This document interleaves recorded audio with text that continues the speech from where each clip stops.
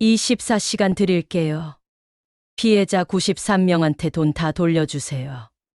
그럼 도망갈 시간은 드리죠. 안 그러면 당신 가족 얼굴이 오늘 저녁 9시 뉴스에 나갑니다. 안녕하세요. 제 이름은 김순자입니다. 올해 81살이에요. 제 이야기를 들려드리려 합니다. 믿기 힘든 일이었지만 모두 제가 직접 겪은 일이거든요. 2024년 3월 12일 오후 2시 집 전화벨이 울렸어요. 80번호에 서울중앙지검이라고 표시됐습니다. 가슴이 철렁 내려앉았죠. 평생 법 한 번 어긴 적 없는데 검찰에서 왜 전화가 올까 싶었거든요. 손이 저절로 떨리더군요. 김순자 씨 맞으십니까?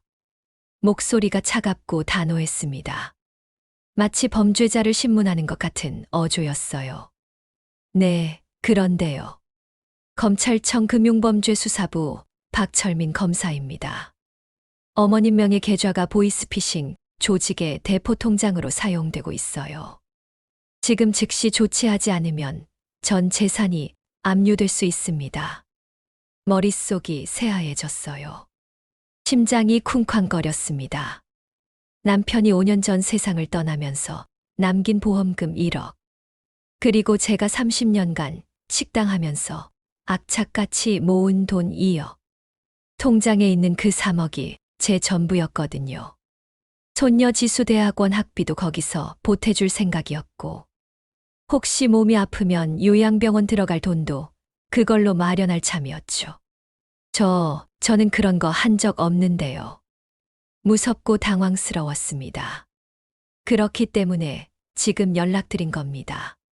범죄 조직이 어머님 개인정보를 도용했어요. 금융감독원 직원이 곧 연락드릴 겁니다. 절대 끊지 마세요. 끊으시면 즉시 압류 절차가 진행됩니다. 잠시 후 다른 사람이 전화를 받더군요. 좀 더 부드러운 목소리였어요. 금융감독원 조사관 이민준입니다. 어머님, 지금 상황이 매우 심각합니다. 어머님 계좌에서 불법 거래가 17건이나 적발됐어요. 총 금액이 8억 원이 넘습니다. 그게 무슨... 일단 안전계좌로 돈을 옮겨야 해요. 검찰에서 보호 조치를 취할 때까지 임시로 보관하는 겁니다. 지금 바로 은행 앱을 켜주세요. 제가 안내해 드릴게요. 4시간이었어요. 그들은 4시간 동안 저를 붙잡고 있었습니다.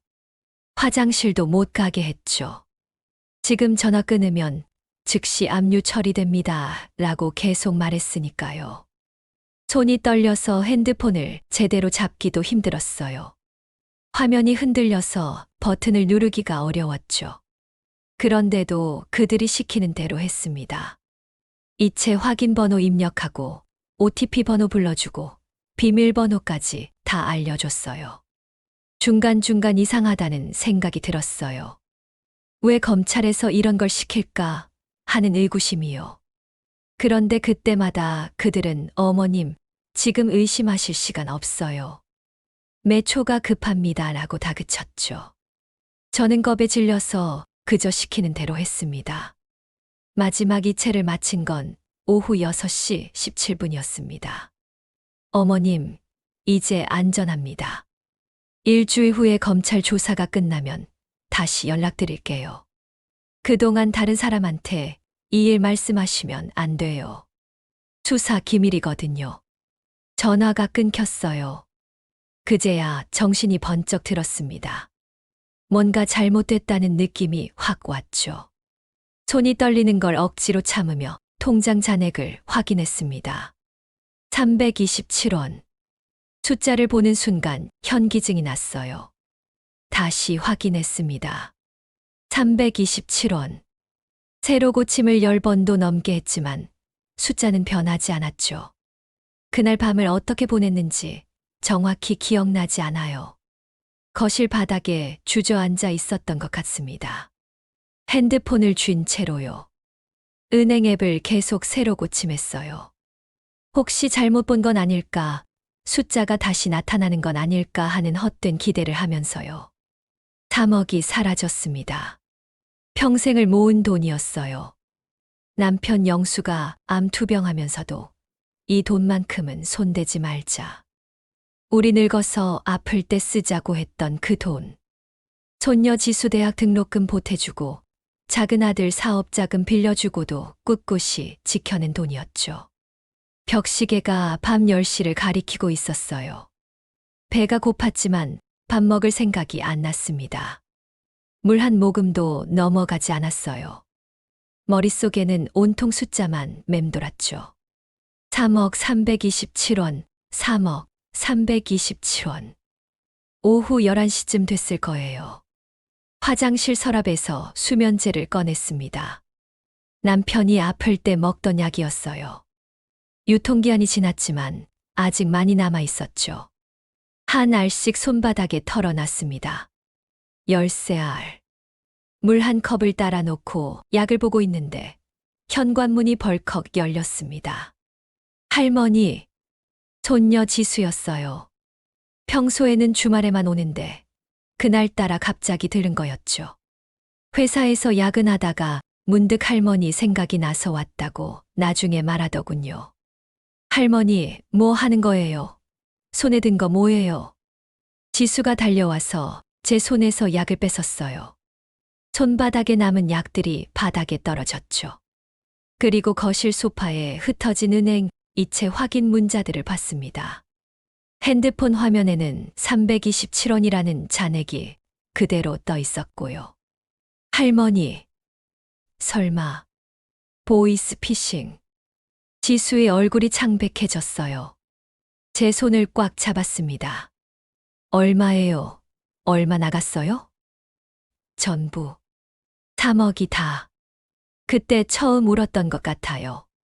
지수 품에 안겨서 한참을 울었습니다. 목이 메었어요. 숨이 제대로 쉬어지지 않았죠. 미안하다, 지수야. 할미가 바보같이 평생 모은 돈을 다. 내 대학원비까지 거기 있었는데. 지수는 말없이 저를 안아줬어요. 등을 토닥여 주면서요. 한참 후에 입을 열더군요. 목소리가 단호했습니다. 할머니, 경찰서 가야 해요. 지금 당장. 빨리 신고하면 돈 찾을 수도 있어요. 이 밤중에. 네. 지금 바로 가야 해요.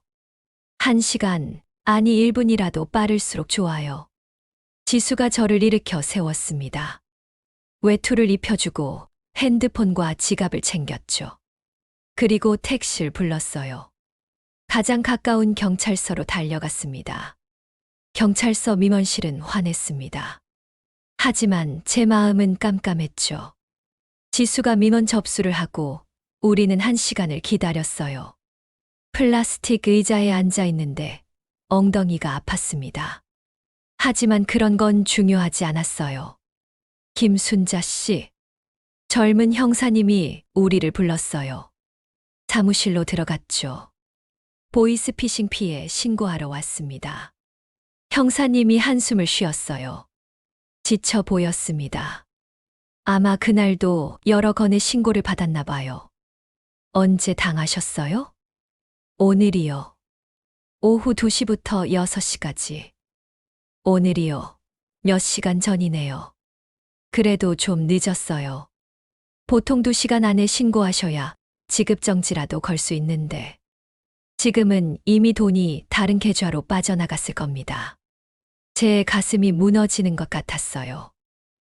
그럼 못 찾는다는 말씀이신가요? 노력은 해보겠지만 형사님은 피해 신고서를 받아주긴 했습니다. 계좌번호, 이체 시간, 전화번호, 대화 내용 등을 하나하나 적었어요. 녹음이 있냐고 물었지만 없었죠. 그런 생각을 할 겨를이 없었으니까요. 솔직히 말씀드리면 이미 돈은 여러 계좌로 쪼개져서 해외로 빠져나갔을 겁니다. 중국이나 동남아 쪽으로요. 검거율이 5%도 안 돼요. 그나마 검거해도 돈은 못 찾는 경우가 대부분이고요. 형사님의 말투에서 희망이 느껴지지 않았어요. 최선을 다하겠습니다만 기대는 안 하시는 게 좋습니다. 죄송합니다. 경찰서를 나오는데 다리에 힘이 풀렸어요. 계단을 내려가다가 비틀거렸죠. 지수가 얼른 부축해줬습니다. 할머니, 괜찮아요. 우리가 뭔가 방법을 찾아볼게요. 무슨 방법? 경찰도 못 찾는데 우리가 뭘 어떻게 하니? 새벽 3시였어요. 거리는 조용했습니다. 가로등 불빛이 쓸쓸해 보였죠. 택시를 타고 집으로 돌아왔어요. 지수는 그날 밤 우리 집에서 잤습니다. 제가 혼자 있으면 안 될 것 같다고 했죠. 할머니, 제가 개발자잖아요. 회사에서 보안 업무도 맡고 있고요. 우리가 직접 찾아봐요. 그 사기꾼들. 내가 어떻게 방법이 있을 거예요. 일단 내일부터 할머니한테 컴퓨터 좀 가르쳐 드려야겠어요. 컴퓨터는 왜? 할머니도 배우셔야 해요. 제가 혼자서는 힘들어요. 그리고 할머니가 직접 증거를 찾으시면 경찰도 다시 움직일 거예요. 그날 밤 잠을 못 잤습니다. 천장만 바라보고 있었어요. 옆방에서는 지수가 노트북 자판을 두드리는 소리가 들렸죠. 그 아이도 잠을 못 자는 모양이었습니다. 다음 날부터 제 인생이 완전히 바뀌었습니다. 지수는 회사에 연차를 내고 매일 우리 집에 왔어요. 노트북 2대를 들고요. 할머니, 일단 마우스 잡는 법부터 배워요. 이걸 왜 배워야 하는데? 사기꾼들을 찾으려면 할머니도 컴퓨터를 할 줄 알아야 해요. 인터넷에서 정보를 찾고 추적하고 증거를 모아야 하거든요. 처음엔 마우스 커서도 제대로 못 움직였어요. 클릭이랑 더블 클릭도 헷갈렸죠. 손가락에 힘을 주면 마우스가 다른 데로 튀어버렸습니다. 지수는 인내심을 갖고 천천히 가르쳐 줬어요. 할머니, 천천히 하세요. 급하게 할 필요 없어요. 근데 매일 늦어지면 돈 찾기 더 힘들어지는 거 아니야? 그래도 기초를 제대로 해야 해요. 건물 짓는 것도 기초가 중요하잖아요. 일주일이 지났어요. 이제는 마우스를 자유롭게 움직일 수 있게 됐습니다. 인터넷 창 여는 것도 배웠고 검색하는 법도 익혔죠. 네이버에 보이스피싱이라고 검색해서 기사들을 읽기 시작했어요. 지수야, 이거 봐. 여기 피해자 모임이 있대. 어디요? 카페래. 네이버 카페인가 뭔가. 지수가 그 카페에 가입시켜줬어요.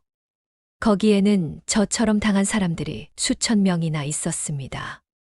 다들 자기 사연을 올렸더군요. 5억 당한 사람, 10억 날린 사람. 읽다 보니 눈물이 났어요. 할머니, 울지 마세요. 우리가 꼭 찾을 거예요. 2주가 지났습니다. 지수가 새로운 걸 가르쳐 줬어요. 할머니, 이게 텔레그램이에요. 보이스피싱 조직들이 주로 쓰는 메신저거든요. 얘네가 이걸로 연락하는 거야? 네. 여기 들어가면 피해자들 모임방도 있고 그 사람들이 정보 교환하는 걸 볼 수 있어요. 물론 암호화돼서 다 보이진 않지만요. 밤늦게까지 컴퓨터 앞에 앉아 있었어요. 유튜브에서 보이스피싱 수법, 사기꾼 잡는 법 같은 영상을 찾아봤죠. 알고리즘이 학습됐는지 자동으로 관련 영상들이 추천됐습니다. 그 중에 코딩으로 해킹 추적하기라는 영상이 있었어요. 지수야, 이거 뭐야? 코딩이면 프로그램 만드는 거 아니야? 맞아요. 왜요? 이거 배우면 내가 직접 사기꾼들 추적할 수 있어. 지수가 놀란 표정으로 절 봤어요. 할머니, 그건 너무 어려워요. 젊은 사람들도 배우기 힘들어 하는데. 한번 해보자. 어차피 잃을 게 뭐 있어. 돈은 이미 다 없어졌고, 시간은 남아도는데. 지수가 잠시 고민하더니 고개를 끄덕였습니다. 좋아요. 그럼 파이썬부터 시작해볼까요? 할머니한테 맞는 강의를 찾아볼게요. 그날부터 제 하루는 완전히 바뀌었어요. 아침 6시에 일어나서 간단히 밥 먹고 7시부터 유튜브로 파이썬 기초를 배웠습니다. 처음엔 영어가 많이 나와서 당황했죠. 하지만 한글 자막이 있더군요. 천천히 따라하면서 노트에 필기했어요. 제 노트는 코딩 용어로 빼곡했어요. 변수, 함수, 반복문, 조건문. 처음엔 외계어 같았던 단어들이 이제는 익숙해졌죠. 할머니, 진짜 대단하세요. 이 나이에 코딩을 배우다니. 저희 회사 신입사원들도 이렇게 빨리 배우지 못하는데 대단한 게 아니라 절실한 거지. 그 돈 못 찾으면 난 죽어서도 눈을 못 감아. 영수 아빠한테도 얼굴을 못 들어. 처음으로 만든 프로그램은 간단한 거였어요. 텔레그램에서 보이스피싱, 금융감독원, 검찰청 같은 키워드가 들어간 메시지를 자동으로 수집하는 봇이었죠. 코드를 다 짜는데 일주일이 걸렸습니다. 오타도 많았고 에러도 계속 났어요. 하지만 지수가 옆에서 하나하나 고쳐줬죠. 할머니, 이제 실행해볼까요? 손이 떨렸어요. 마우스를 클릭하는 순간이 긴장됐습니다. 검은 화면에 하얀 글자들이 주르륵 올라가기 시작했어요. 작동한다. 지수야, 메시지들이 막 모이고 있어. 할머니, 진짜 해내셨어요. 이거 제대로 된 프로그램이에요. 그날 밤 잠이 안 왔어요. 너무 신났거든요. 80평생 처음 느끼는 성취감이었습니다. 뭔가를 내 손으로 만들어냈다는 게 이렇게 기쁜 일인지 몰랐죠. 한 달 동안 데이터를 모았습니다.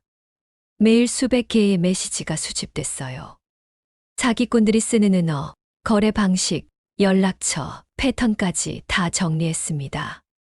엑셀에 하나하나 분류하면서 패턴을 찾아냈죠. 할머니, 보세요. 이 번호들 보이죠? 비슷한 패턴이에요. 그러네. 앞자리가 다 010에 3으로 시작하네? 맞아요. 이건 아마 같은 조직에서 쓰는 번호일 거예요. 그러던 어느 날 결정적인 단서를 찾았습니다. 텔레그램 채널 하나에서 녹음 파일이 올라온 거예요. 제목은 교육용 샘플 금융감독원 버전이었죠. 지수야, 이것 좀 들어봐. 재생 버튼을 눌렀습니다. 그 목소리가 흘러나왔어요. 금융감독원 조사관 이민준입니다. 어머님, 지금 상황이 매우 심각합니다. 온몸에 소름이 돋았습니다. 이 사람이야, 지수야. 이 목소리가 나한테 전화한 놈이야. 할머니, 확실해요? 영수 아빠 목소리도 까먹을 나이인데 이 목소리는 꿈에서도 들려. 확실해. 100% 확실해. 지수가 그 파일을 다운로드해서 분석했어요. 메타데이터를 뜯어봤죠. 할머니, 이거. 업로드한 계정이 있어요. 아이디가 보여요. 추적할 수 있어. 할 수 있을 것 같아요. 시간이 좀 걸리겠지만 사흘 밤을 꼬박 세웠습니다. 지수와 제가 번갈아 가면서 그 계정의 활동 패턴을 추적했죠. 어떤 채널에 가입했는지, 어떤 메시지를 남겼는지, 접속 시간은 언제인지. 모든 걸 기록했어요. 그리고 마침내 IP 주소를 역추적하는 데 성공했습니다. 할머니, 찾았어요.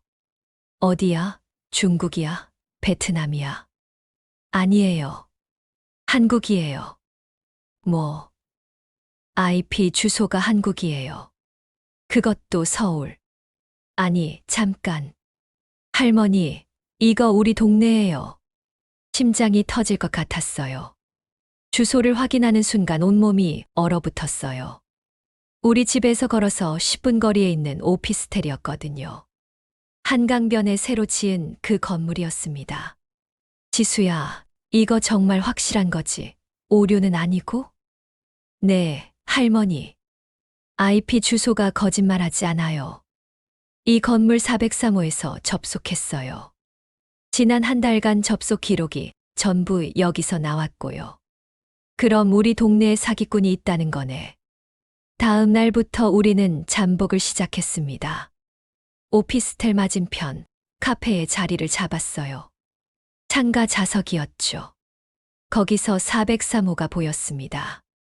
할머니, 오늘도 아메리카노 한 잔이요. 카페 알바생이 우리를 알아봤어요. 일주일째 매일 오니까 단골이 된 거죠. 응, 그리고 지수 너 마실 거. 평범한 할머니랑 손녀가 커피 마시면서 수다 떠는 것처럼 보였을 거예요. 하지만 테이블 밑에는 지수의 노트북이 있었고 제 가방 안에는 쌍안경이 들어 있었습니다. 지수는 원격으로 403호 주변 CCTV를 해킹해서 모니터링하고 있었죠. 사흘째 되던 날 오후 3시 움직임이 포착됐어요. 할머니, 저기 봐요. 문 열리네요. 403호 현관문이 열리고 2명의 남자가 나왔습니다. 20대 후반쯤 돼 보이는 젊은이들이었죠. 검은색 후드티를 입고 노트북 가방을 메고 있었어요.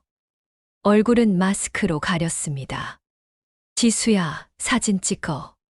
찍고 있어요, 할머니. 지수의 핸드폰 카메라가 연속으로 셔터를 눌렀어요. 우리는 계산을 하고 재빨리 카페를 나섰습니다. 충분히 거리를 두고 뒤를 밟았죠. 두 남자는 지하철역으로 향했어요. 우리도 따라 들어갔습니다. 2호선을 탔고 신림역에서 내렸죠. 거기서 또 걸어서 10분쯤 갔을까요? 낡은 건물 2층에 있는 PC방으로 들어갔습니다. 할머니, 제가 들어가서 옆자리에 앉을게요. 그 사람들 모니터 좀 봐야 해요. 조심해라. 들키면 안 돼. 지수가 PC방에 들어갔어요. 저는 밖에서 기다렸죠. 창문 너머로 안을 살짝 볼 수 있었습니다. 지수가 그 남자들 바로 옆자리에 앉더군요. 자연스럽게 게임하는 척하면서 옆을 훔쳐보는 게 보였어요. 30분쯤 지났을까요? 지수가 나오더니 얼굴이 새하였습니다. 손이 부들부들 떨리고 있었죠. 할머니, 맞아요. 저 사람들 지금 누군가한테 전화하면서 금융감독원 직원 행세하고 있었어요. 모니터에 대본이 다 떠 있었어요. 그리고 엑셀 파일에 피해자 명단이랑 입금 내역까지. 제 피가 거꾸로 솟는 것 같았어요. 그럼 지금 이 순간에도 누군가를 또 속이고 있다는 얘기네? 네. 그 화면에 오늘 목표 3명이라고 적혀 있었어요. 벌써 2명 성공했다고 체크돼 있었고요.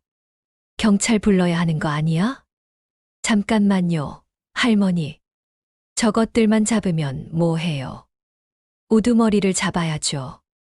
그래야 조직 전체를 소탕할 수 있어요. 지수 말이 맞았어요. 작은 물고기 잡아봤자 큰 물고기는 도망가겠죠. 우리는 계속 미행했습니다. 그들은 PC방에서 4시간을 보냈어요. 오후 8시쯤 되어서야 나왔죠. 다시 지하철을 타고 오피스텔로 돌아갔습니다.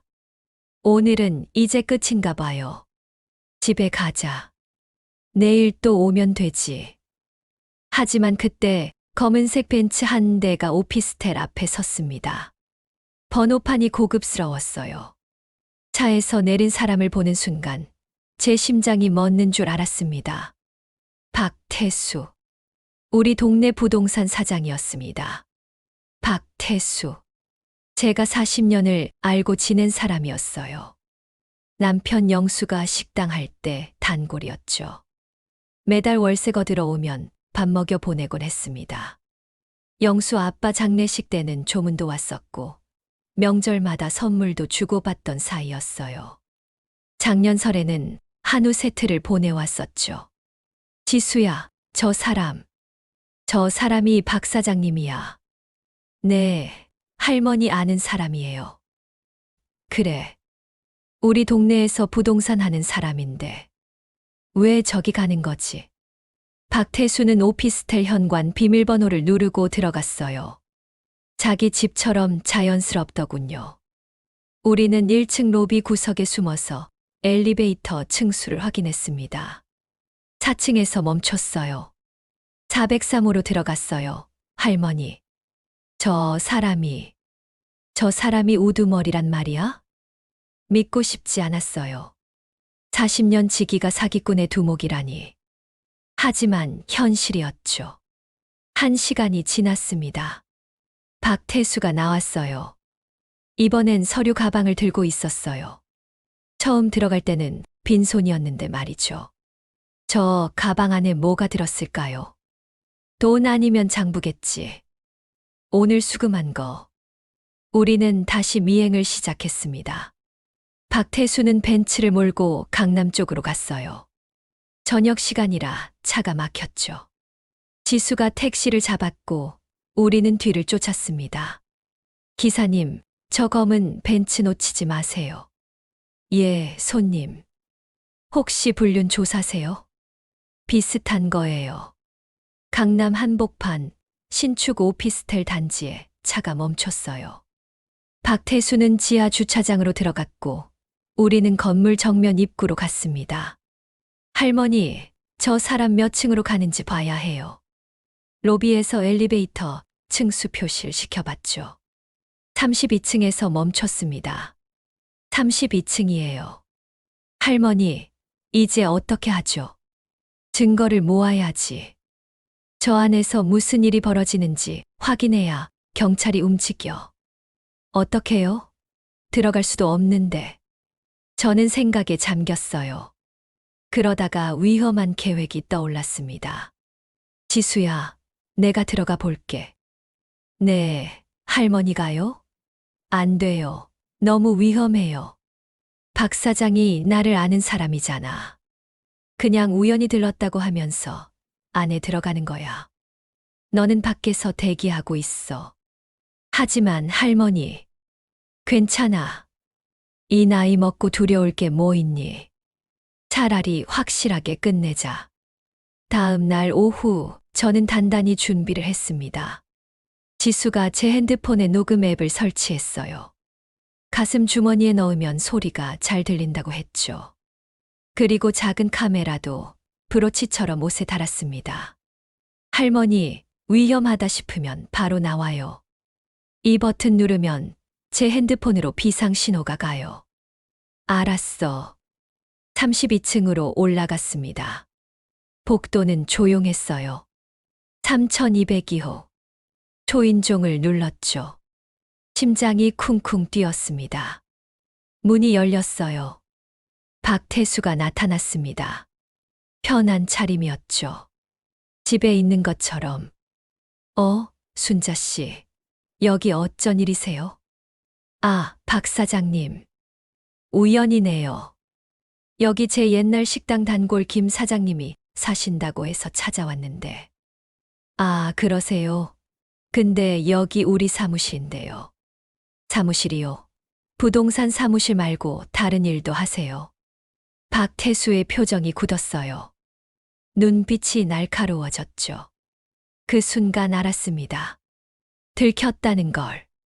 순자 씨, 안으로 들어오시죠. 할 얘기가 있을 것 같은데. 안은 제가 상상했던 것보다 훨씬 컸어요. 거실만 30평은 좋게 돼 보였습니다. 넓은 공간에 컴퓨터가 15대나 놓여 있었죠. 젊은 사람들이 헤드셋을 끼고 책상에 앉아 열심히 전화를 하고 있었습니다. 모니터에는 대본이 떠 있었어요. 제가 당했던 그 대본들이었죠. 금융감독원입니다. 고객님 계좌에서 이상거래가 포착됐습니다. 검찰청 수사관입니다.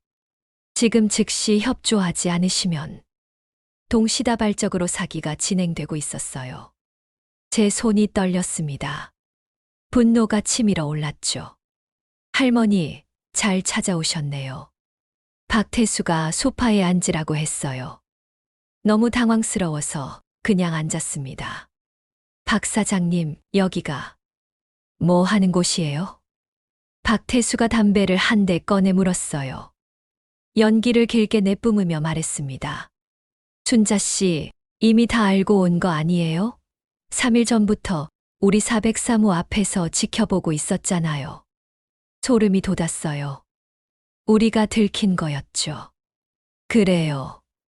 알고 왔어요. 제 3억이 어디로 갔는지 찾아왔죠. 역시 그랬군요. 춘자 씨, 솔직하게 말할게요. 여기는 제가 운영하는 콜센터예요. 그리고 춘자 씨가 3억 잃은 그 돈 여기로 들어왔어요. 심장이 철렁 내려앉았습니다. 역시 나였어요. 40년을 알고 지낸 사람한테 어떻게 이럴 수가 있어요? 춘자 씨, 미안해요. 정말. 근데 나도 먹고 살아야 하잖아요. 부동산으로는 도저히 안 되더라고요. 집값이 떨어지고 거래는 안 되고 빚만 늘어났어요. 그래서 사기꾼이 된 거예요. 사기라니 말이 너무 그렇고 이것도 비즈니스예요. 수요와 공급이 있는 거죠. 박태수가 웃었어요. 비웃는 듯한 표정이었습니다. 순자 씨, 여기서 본 거 다 잊어요. 그럼 순자 씨한테 1억은 돌려드릴게요. 이게 최선이에요. 어떻게 생각하세요? 1억요? 제 돈이 3억인데요. 순자 씨, 현실적으로 생각하세요. 나도 윗선에 보고해야 하고 직원들 월급도 줘야 해요. 임대료도 내야 하고 1억이면 많이 돌려주는 거예요. 경찰 가봤자 한 푼도 못 받는 거 아시잖아요. 제가 천천히 일어났어요. 주변을 둘러봤습니다. 직원들은 여전히 전화를 하고 있었죠. 벽에는 화이트보드가 있었고 거기에 목표 금액과 달성률이 적혀 있었어요. 이번 달 목표 50억, 달성률 73%. 그때 핸드폰이 진동했어요. 주머니 속에서요. 지수한테서 온 문자였습니다. 몰래 확인했죠. 할머니, 충분해요. 영상이랑 음성 다 녹화됐어요. 나와요. 가슴 속에서 용기가 솟았습니다. 박 사장님, 제안이 하나 있어요. 제안이요? 24시간 드릴게요. 피해자 93명한테 돈 다 돌려주세요. 박태수가 웃음을 터뜨렸어요. 할머니, 무슨 소리 하는 거예요? 93명이면. 총액이 얼마인데요? 47억 3천만 원이요. 제가 다 계산했어요. 피해자 명단도 확보했고요. 순자 씨, 정신이 온전하세요. 그걸 왜 제가 돌려줘야 해요? 안 그러면요. 저는 핸드폰을 꺼냈습니다. 화면을 박태수에게 보여줬어요. 당신 가족 얼굴이 오늘 저녁 9시 뉴스에 나갑니다. 당신 부인, 딸, 아들 사진이요. 보이스피싱 조직 두목의 가족이라는 자막과 함께요. 박태수의 얼굴이 굳었어요. 그게 무슨 녹음 파일 있어요. IP 추적 자료 있고요. 텔레그램 메시지 캡처본 3,000개, 403호 출입 CCTV 영상, 그리고 오늘 이 자리에서 당신이 한 모든 말 다 녹음됐어요. 영상도 찍혔고요. 제가 브로치를 가리켰습니다. 그제야 박태수가 알아챘죠. 이게 이 자료들이 24시간 후에 경찰청, 검찰청, 그리고 세 곳의 방송사로 자동 전송되도록 프로그램 짜놨어요. 파이썬으로요. 취소하는 방법은 저만 알죠. 박태수가 벌떡 일어났습니다. 할머니가 프로그램을? 말도 안 돼. 80 먹으면 배울 수 없나요? 당신이 제게서 빼앗은 게 돈만인 줄 알았어요? 아니에요. 제 존엄이었어요. 그걸 되찾기 위해서라면 뭐든 배울 수 있어요. 박태수가 저에게 다가왔어요. 위협적이었죠. 순자 씨, 농담 아니고 정말 위험할 수 있어요. 여기 있는 애들이 가만히 있을 것 같아요? 당신들이 저한테 뭘 하든 24시간 후면 자동으로 전송돼요. 제가 취소 안 하면요. 그리고 만약 제게 무슨 일이 생기면 제 손녀가 즉시 경찰에 신고하게 돼 있어요. 지금 1층 로비에서 대기 중이거든요. 이런. 24시간 안에 93명한테 총 47억 3천만 원 돌려주세요. 제 계좌 내역 여기 다 있어요. 확인하세요. 저는 USB를 테이블 위에 놓았습니다. 선택하세요. 도망갈 시간을 드릴까요? 아니면 뉴스에 나올까요? 박태수의 얼굴이 파랗게 질렸습니다. 손이 떨리더군요. 이 미친 건 당신이에요. 80 먹은 할머니를 건드린 게 당신 인생 최대 실수였어요. 저는 당당하게 현관문으로 걸어갔습니다. 아무도 저를 막지 못했어요. 문을 열고 나가면서 마지막으로 말했죠. 타이머는 이미 시작됐어요.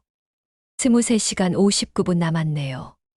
정확히 23시간 58분 후 제 핸드폰에 입금 알림이 왔어요. 3억 원. 그리고 연달아 문자가 쏟아졌습니다. 피해자 모임 단체 채팅방이었죠. 돈 들어왔어요. 진짜 입금됐어요. 이게 꿈인가요? 93명 전원에게 돈이 돌아왔습니다. 하지만 저는 프로그램을 취소하지 않았어요. 정확히 24시간이 됐을 때 모든 자료가 경찰청과 검찰청으로 전송됐습니다. 박태수는 그날 밤 인천공항에서 체포됐어요. 가족들을 데리고 태국행 비행기를 타려던 참이었죠. 그의 조직원 27명도 모두 검거됐습니다. 1년이 지났어요. 법원에서 박태수에게 징역 12년이 선고됐습니다. 조직원들도 각자 형을 받았고요. 재산은 모두 몰수됐고 피해자들에게 배상됐죠. 저는 지금 실버 디지털 방어단이라는 봉사단체를 운영하고 있어요. 매주 토요일 동사무소에서 어르신들한테 보이스피싱 예방법과 기초 컴퓨터를 가르칩니다. 파이썬 기초 강의도 하고요. 할머니, 오늘 강의 제목이 뭐예요? 지수가 물었어요. 옆에서 보조 강사로 도와주고 있죠. 80세에 배운 코딩으로 사기꾼, 소탕한 썰. 강의실에 웃음이 터졌어요. 그날 온 어르신이 73명이었습니다. 작년 이맘때만 해도 5명이었는데 말이죠. 순자 선생님, 저도 할 수 있을까요? 저는 올해 85인데. 한 할머니가 물었어요. 물론이죠. 저도 80일에 시작했는데 뭐. 잃을 게 없으면 배울 게 많은 법이에요. 세상에서 가장 무서운 건 아마 잃을 게 없는 80대 할머니일 거예요. 특히 코딩까지 배운 할머니는 더더욱이요. 그리고 그게 바로 저였습니다. 돈은 돌려받았지만 진짜로 되찾은 건 제 존엄이었습니다. 그리고 배웠어요. 나이는 배움의 벽이 아니라 지혜의 증거라는 걸요. 세상은 아직도 나이 든 사람들을 무시하지만 우리가 배울 때 세상은 바뀝니다. 이 이야기가 당신 마음에도 용기를 심었다면 구독과 좋아요로 함께 해주세요. 당신의 두 번째 인생은 지금부터 시작입니다. 감사합니다.